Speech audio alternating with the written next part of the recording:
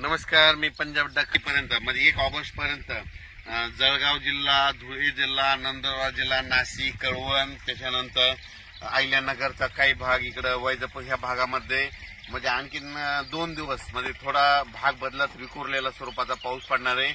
म्हणून उत्तर महाराष्ट्रातल्या शेतकऱ्यांनी हा अंदाज लक्षात घ्यायचा. खास करून म्हणजे आज 30 जुलैपासून ते 1 ऑगस्ट पर्यंत नंदुरबार, धुळे, कळवण, नाशिक, सटाणा, नंदुरबार, त्याच्यानंतर आपलं अहिल्यानगरचा काही भाग इकडला म्हणजे उत्तरेकडला, त्याच्यानंतर बुलढाणा जिल्हा, अकोला, परतवाडा ह्या पट्ट्यामध्ये एमपी बॉर्डरचा म्हणजे अमरावती ह्या पट्ट्यामध्ये आणखीन 2 दिवस मध्ये थोडं पावसाचं वातावरण राहणार आहे. सर्वदूर नाही पडणार, पण भाग बदलत पडणार आहे म्हणून हा अंदाज लक्षात घ्यायचा. पण राज्यात सांगायचं झालं तर पूर्व विदर्भ आणि पश्चिम विदर्भ, त्याच्यानंतर आपण काय करू, मराठवाड्याकडू.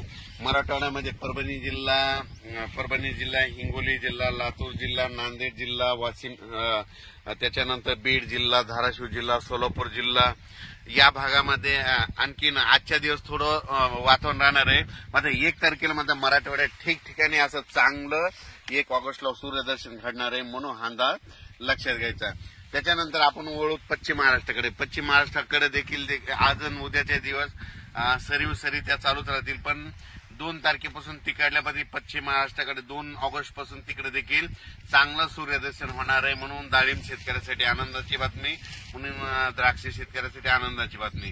त्याच्यानंतर काय करायचं, आपण पूर्व आणि पश्चिम विदर्भ 6-5-11 जिल्ह्यामध्ये म्हणजे वर्धा, नागपूर, भंडारा, गोंदिया, चंद्रपूर, त्याच्यानंतर अकोला, यवतमाळ, बुलढाणा, अमरावती या भागामध्ये पूर्व आणि पश्चिम म्हणजे 6-5-11 जिल्ह्यामध्ये तिकडे आणखीन 1 तारखेपर्यंत थोडं ढगाळ वातावरण आणि तुरळक ठिकाणी पाऊस देखील असणार आहे.